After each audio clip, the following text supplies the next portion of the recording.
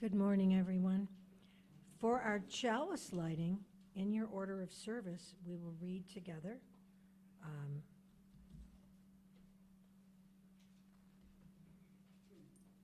We proclaim with love on our side, our bodies are sacred, our minds are blessed, our spirits are beloved.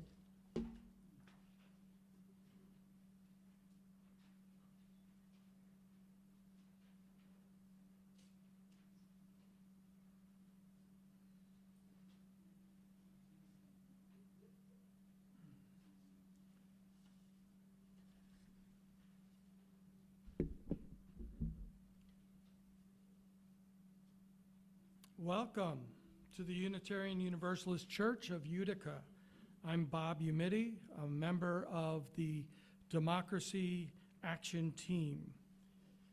Whether you're here because worshiping with us is part of your routine, or you're just curious to try something different, whether you're feeling like our country has lost its way and you need a community that draws the circle of love and justice as wide as possible, you are welcome, each and every one. Here on these ancestral lands of the Haudenosaunee Native peoples, let us gather this morning and celebrate progress that's been made and also take a stand for justice that was denied in the past or is yet to be fulfilled. We're very happy today to have Lou Blanchard with us to offer thoughts and words later during the time of the sermon, and we'll introduce her at that time.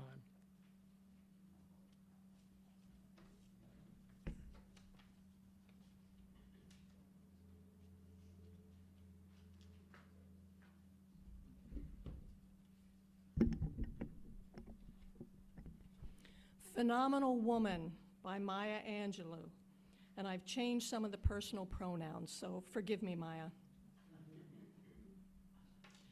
Pretty women wonder where our secret lies.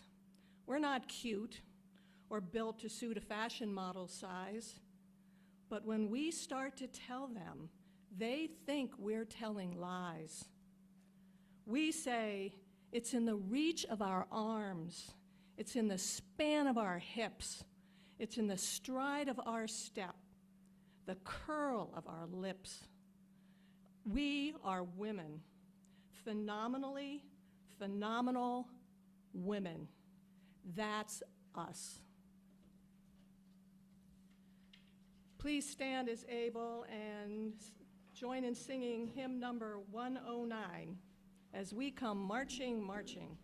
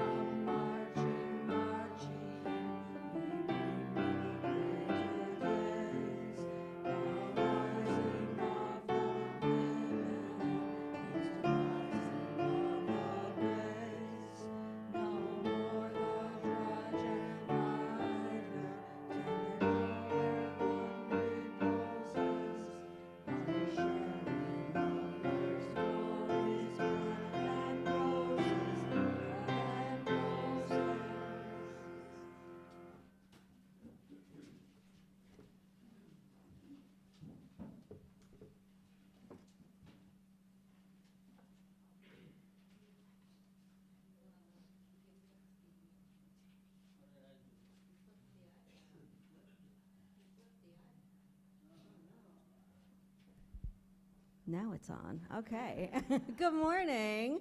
I'm Stephanie Markham. I'm a board member and the reader of books whenever asked. So today we are going to read The Voice That Won the Vote, How One Woman's Words Made History by Elisa Boxer. A vote is a voice. This is what I believe in.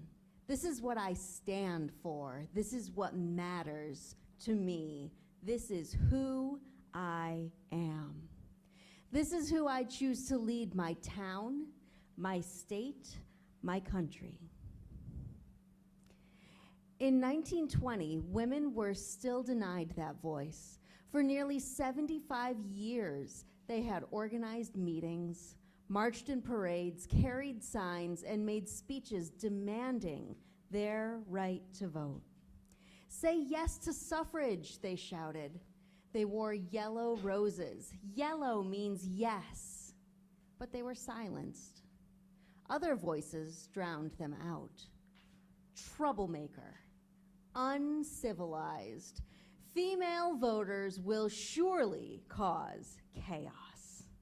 Women with a voice in politics? Nonsense. The only vote a woman needs is a vote to choose her husband.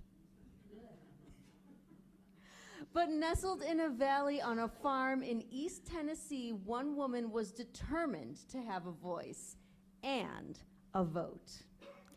Feb Byrne was known around town as smart and strong-willed at a time when most women didn't go to college. Feb did. She graduated and became a teacher. She read newspapers, magazines, and books. She loved to learn.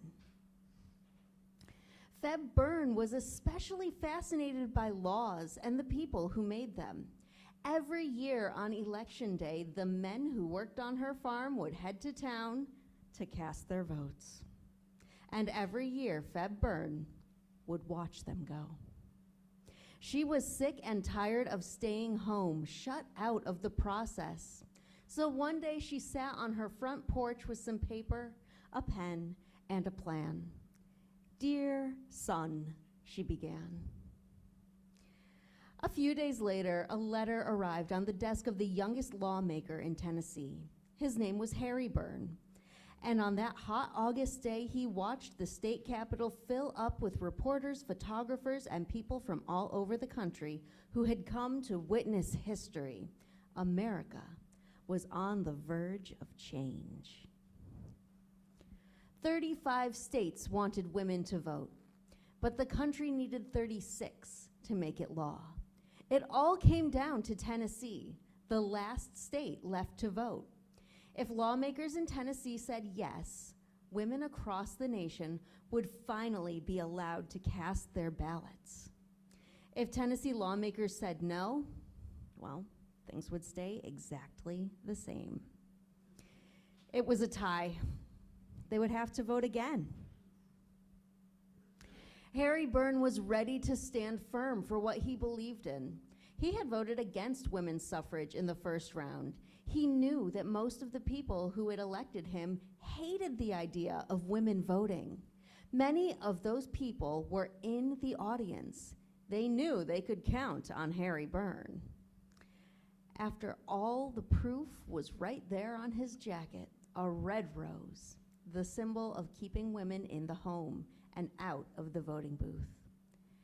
The state capitol was filled with more red roses than yellow that day, and everyone knew what that meant. Someone would break the tie with a no. It was time to vote again. Someone did indeed break the tie, Harry Byrne. "Yes," he said. "What?" The officials in charge asked the young lawmaker to repeat himself. Obviously, he'd made a mistake. Clearly, he'd gotten confused, but there was no mistake. He was not confused. Harry Byrne wanted women to vote. No one could believe it. Many of the women who had organized meetings, marched in parades, carried signs, and made speeches were in the audience with their yellow roses. They gasped and cried and hugged each other. But why did Harry Byrne change his vote? I know that a mother's advice is always safest for a boy to follow, he explained. And then from his jacket pocket, behind that red rose, Harry Byrne pulled out a note from his mother, the one Feb Byrne had written on her front porch. You gotta go back a page, there's a note there. Hurrah and vote for suffrage, and don't keep them in doubt. Don't forget to be a good boy with lots of love, Mama. The people who had elected Harry Byrne were shocked and furious. A grown man listening to his mother? We'll show him, they thought. We will not vote for Harry Byrne in the next election. Byrne ruined in politics, declared the headlines. Harry Byrne understood. He knew that by giving women the right to vote, he was giving up his seat on the Tennessee House of Representatives. The people in his district just weren't ready for a leader who wanted women to vote. He told newspaper reporters, "I am happy simply because I followed my conscience. It kept telling me women are people."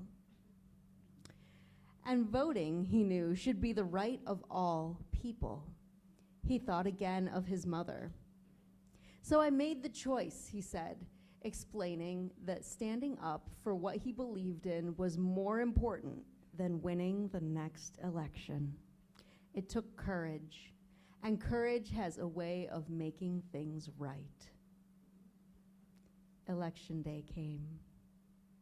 When the campaigns were over and the votes were counted, the new state representative was announced. Harry Byrne. He kept his seat in the Tennessee legislature, kept standing up for equal rights, and no one was prouder than the woman who, without speaking a word, gave all women a voice. And there's an actual photograph of Feb Byrne, and then there's a bunch of back matter, so if you want to check this book out. Oh, close up on the photo. The end.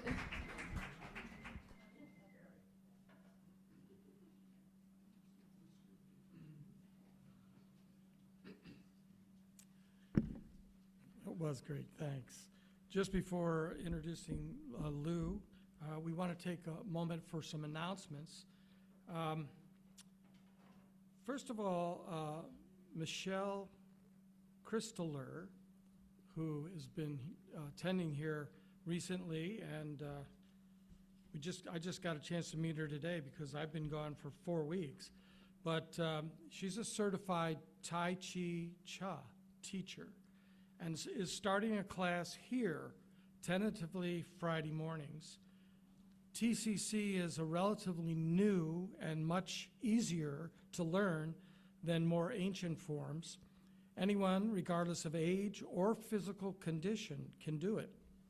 So if you're interested, Michelle's email is in the next newsletter, or you can see Michelle after the service. Michelle, where are you? There you are, great. Nice to see you again. Yes. Also on the bulletin board in the back, you can check out the bulletin board. All right. Very good. Thank you.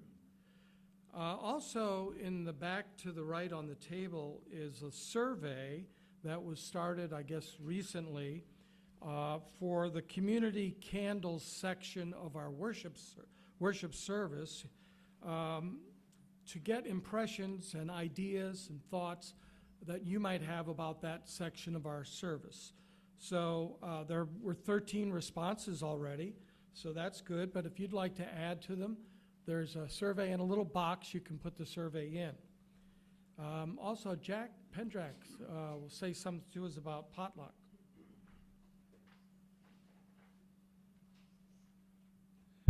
Hi, everyone. Just a reminder that there's a sign up for a potluck lunch after the service next Sunday.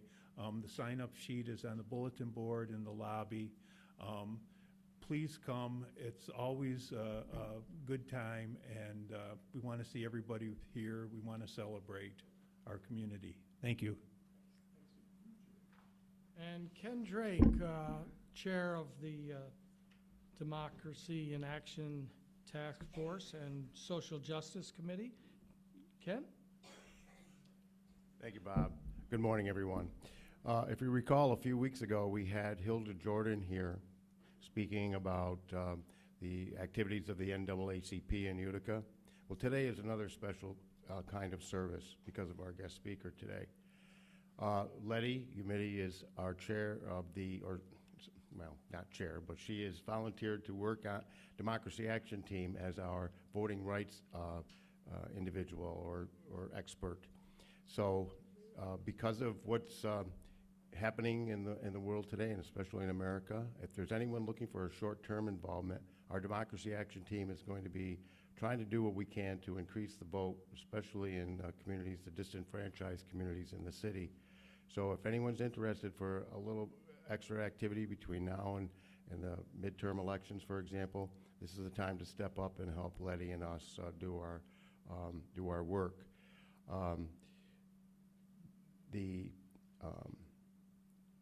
This fits under our Faith in Action, and if you recall, with our visit from the NAACP, we had 5 people register that morning and join that organization, which strengthened our numbers from this group. So congratulations and thank you. Let's support voting rights in America, and especially in Utica.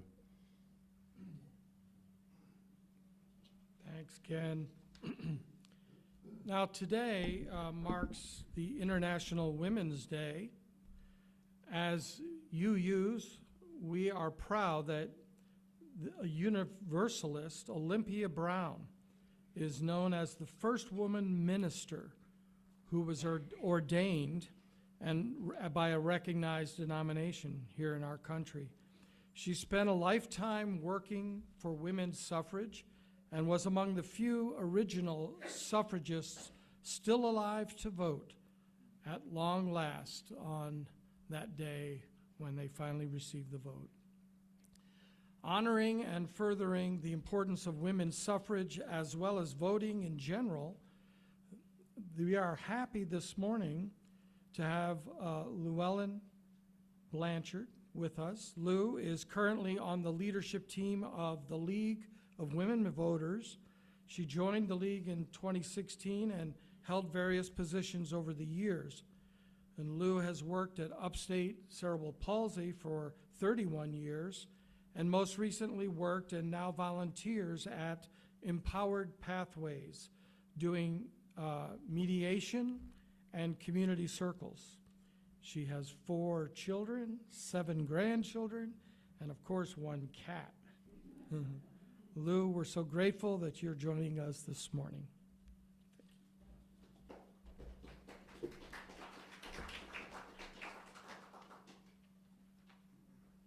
Good morning. I need glasses to see close, so I'll be looking over them at you. I'm sorry. Is that good? Okay.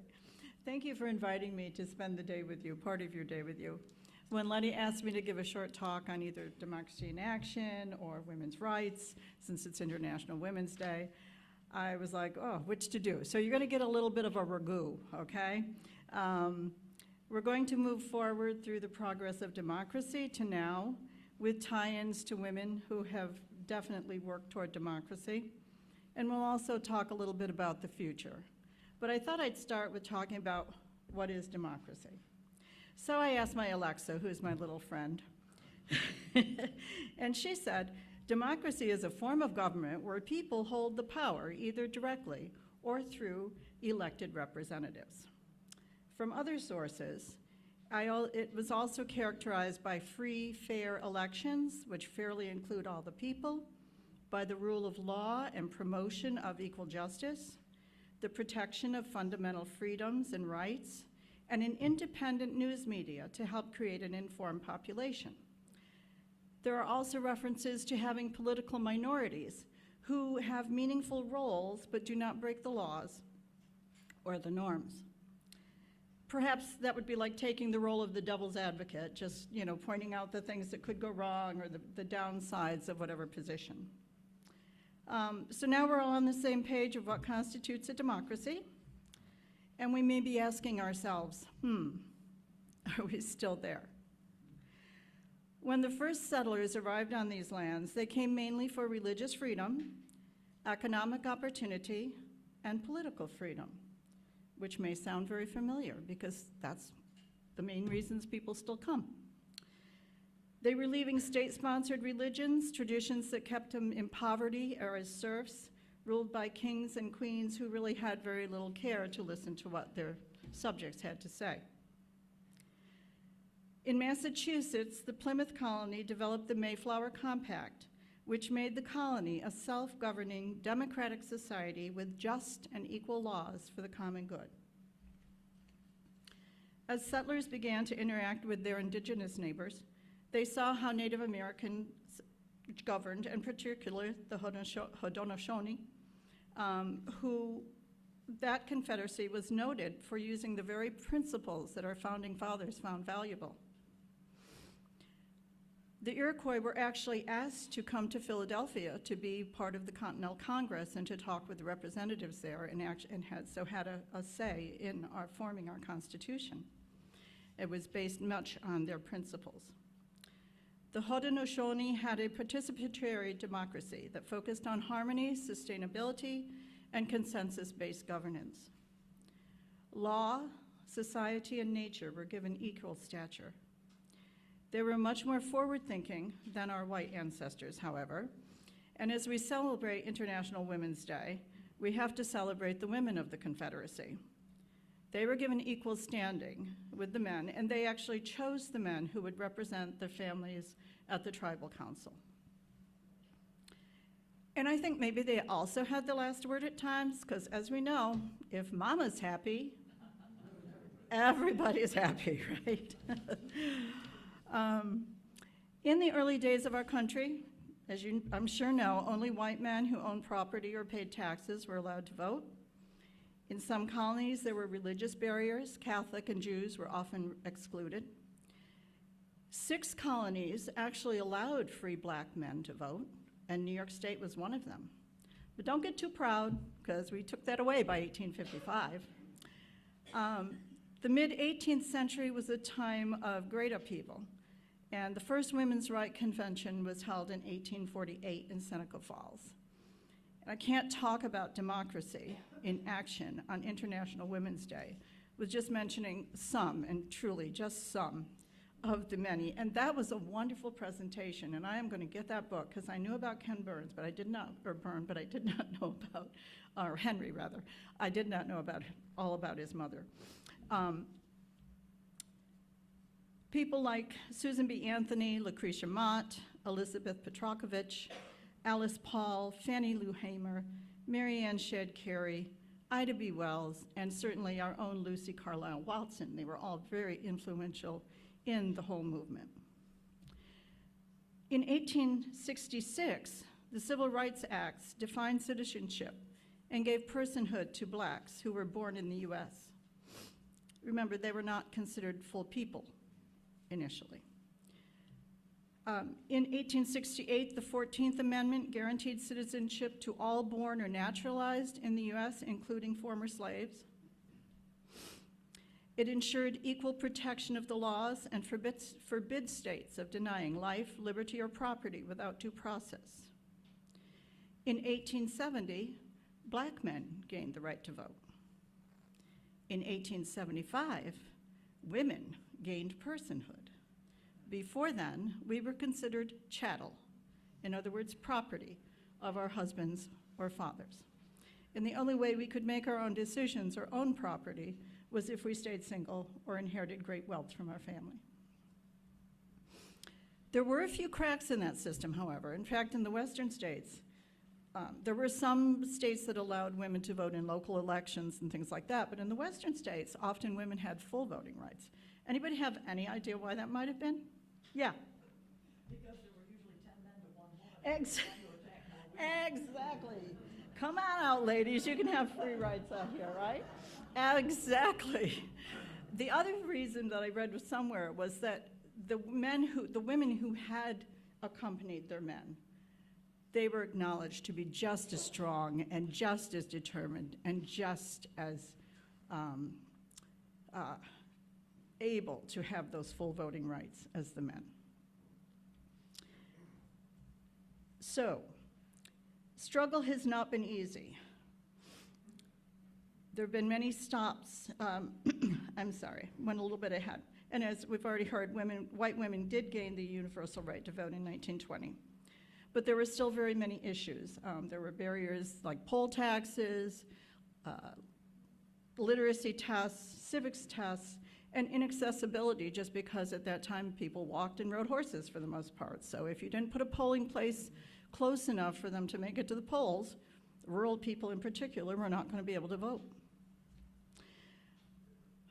There also were still whole demographics that were excluded, and I honestly didn't know this, but Asians were not even allowed to be citizens until 1950s, so they certainly couldn't vote. Struggle has not stopped. There have been multiple acts and laws dating from the 1965 Civil Rights Act, which finally gave black men and women full voting rights and protections, to the 2006 reauthorization of that act. Was supposed to be good until 2031. However, in 2013, the Supreme Court struck down the pre-clearance section of the act. And the pre-clearance section was that if a jurisdiction of any kind, state, local, national, had restrictive voting laws and had, was discriminatory voting laws, then before they changed their laws, they had to go through the Department of Justice. So they wanted to try to give the people protections because all those restrictive laws had been struck down. But now that's been struck down, so they do not have that protection anymore. In 2024, at least 40 states had enacted bills making it harder to vote. So democracy is not guaranteed, my friends. It needs to be defended, and we need to always, we need to be aware of how precious it is and how easily it can be lost. Especially now when we see the executive branch of our government, as well as other governmental agencies, acting as if they are the only word, they have the final word, they are the only branches that matter, no other branches exist. And even when they do acknowledge the other branches, they don't listen to them. So where do we go from here? Well, we need to stand strong, and we need to stand together, and we need to make our voices heard. Through voting, protecting voting rights, making sure we are informed voters, and being civically engaged. Not just in national, but state, local, and definitely school board elections, because there's a lot of stuff going on in the schools now. As well as the multiple boards and committees that exist in our community that often make those laws that govern us before they're even brought out to the public, before they're even brought to a vote. To those ends, the League of Women Voters, which just celebrated its 106th birthday, is continuously advocating. When I joined the League in 2016, and I was a director for a few years before I had to back out a little bit and come back in, I didn't really understand what they do other than at the local level. But being on the leadership team, it has been a 6-month awakening, I will tell you, to the advocacy, courage, determination, and leadership that the League shows in taking on difficult issues. In the very first quarter of last year, they declared that the USA was in a constitutional crisis and started mobilizing.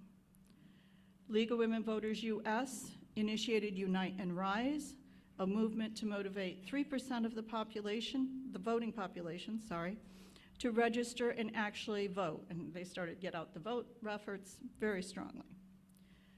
Since then, they have recognized that although we remain nonpartisan, we can and should join hands with organizations that are working toward the same aspirations and protecting the rights that are essential in a democratic society.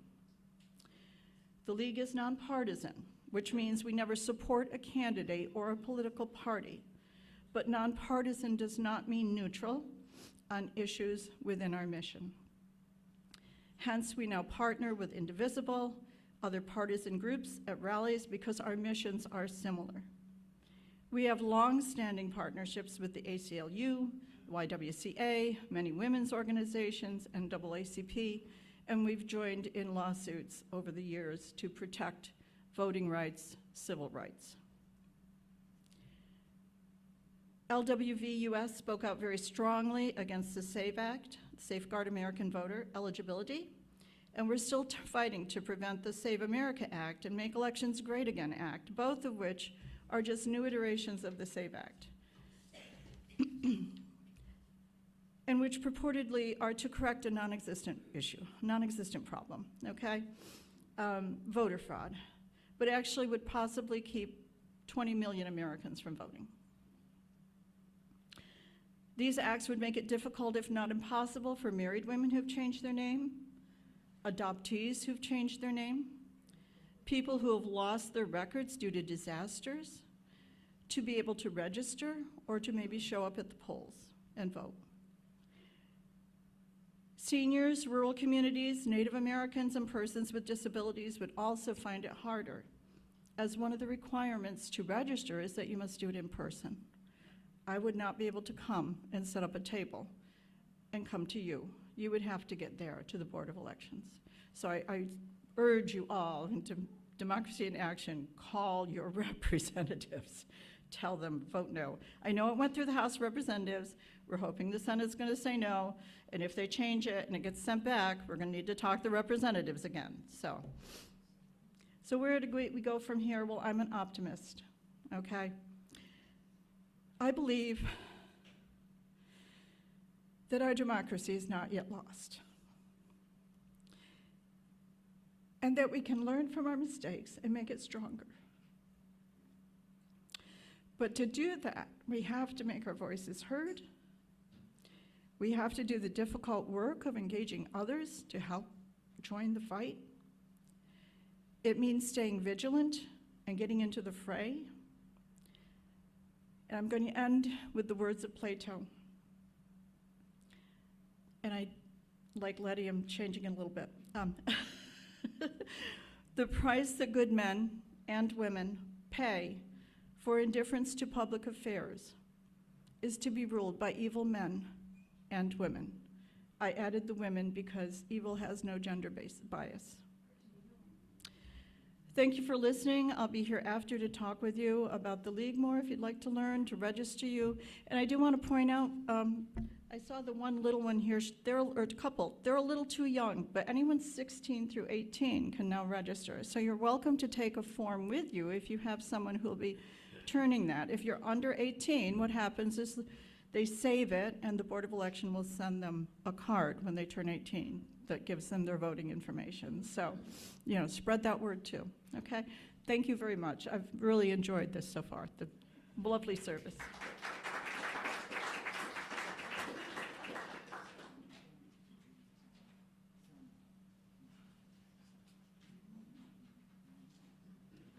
Please stand if you are able and join us in Dancing Sarah's Circle, hymn number 212.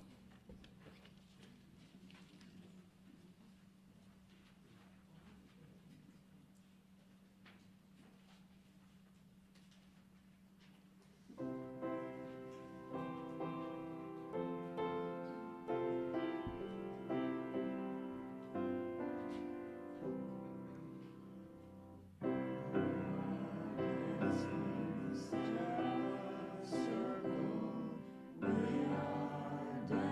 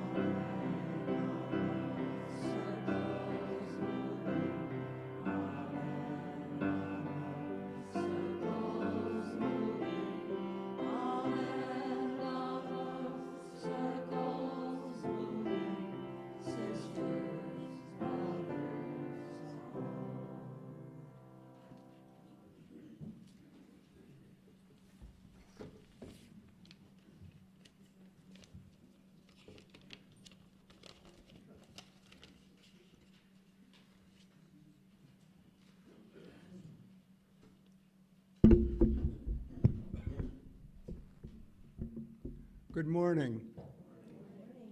My name's Paul Hadley. I'm from the Stewardship Committee.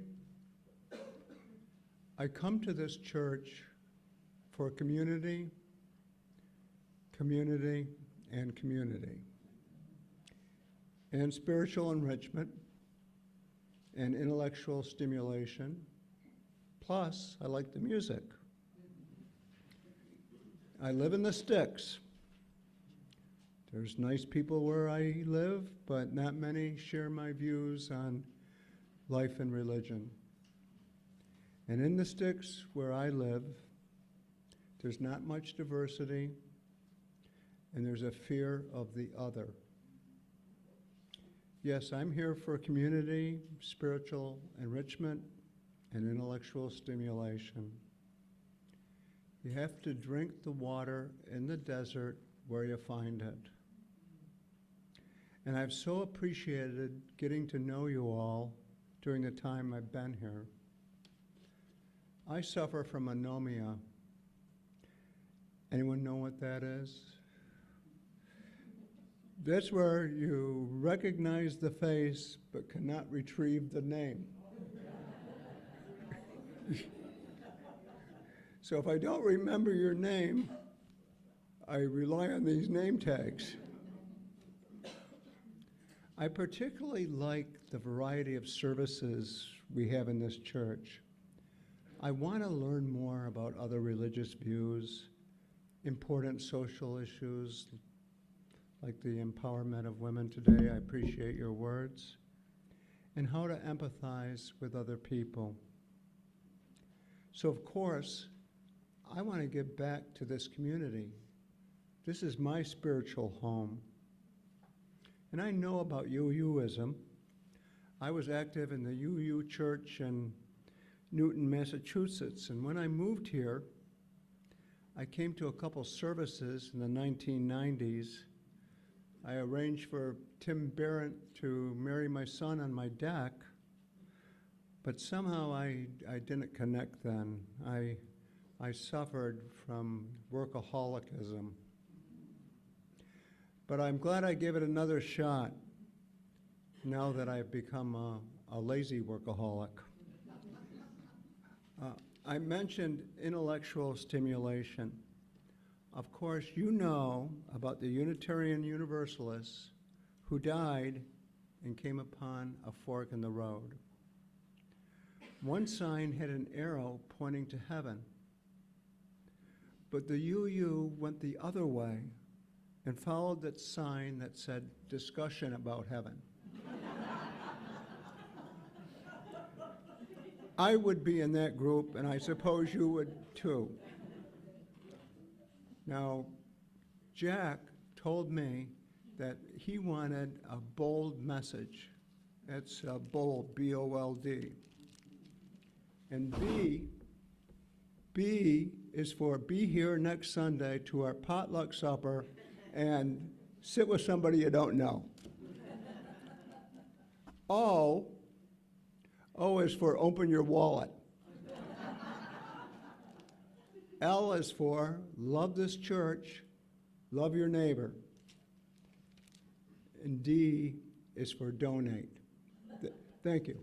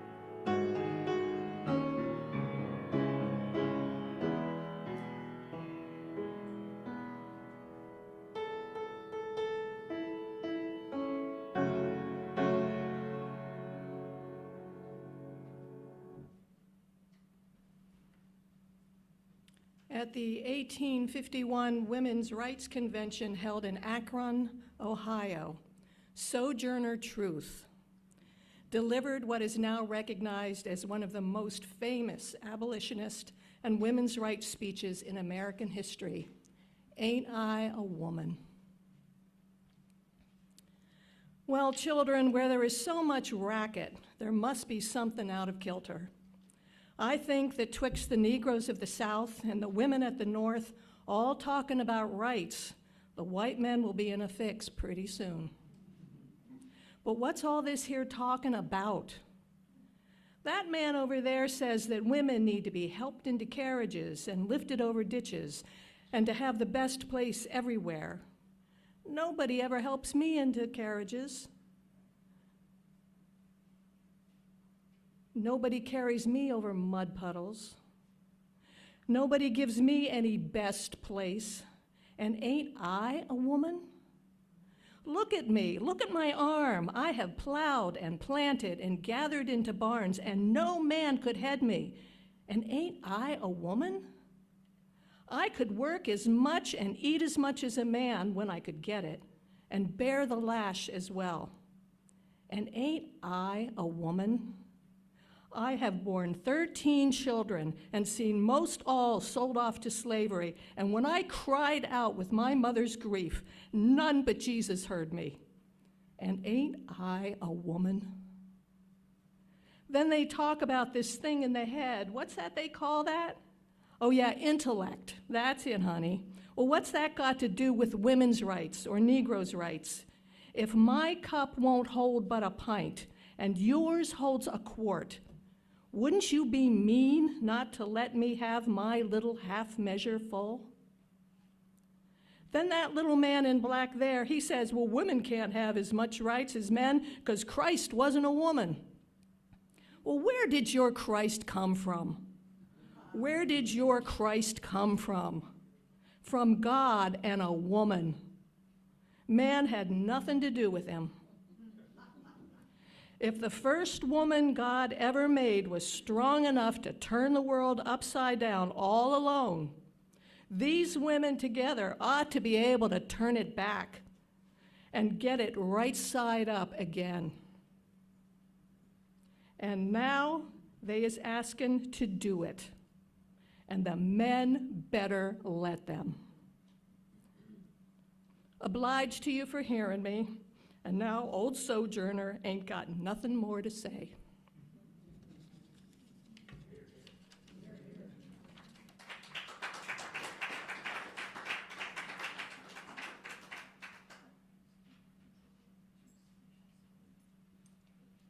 It's a great reading. I used to read that out loud to my 11th grade history class, among a lot of other things.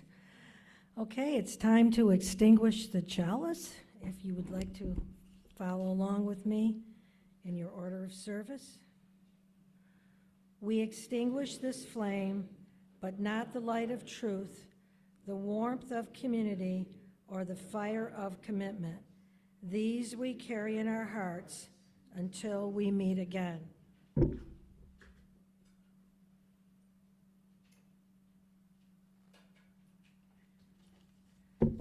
Our closing words are from Viola Davis.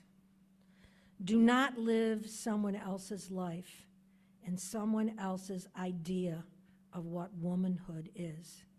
Womanhood is you. You have the words. Please sing along because I can.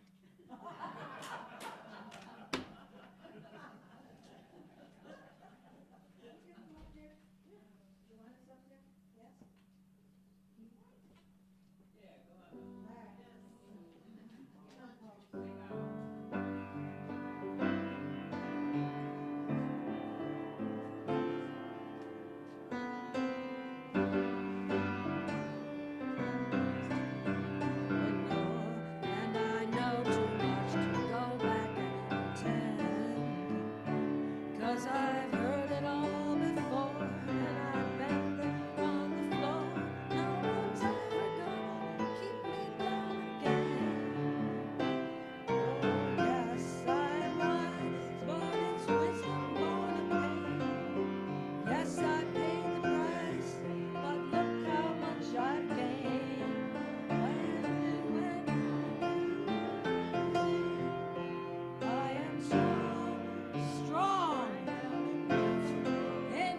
impossible.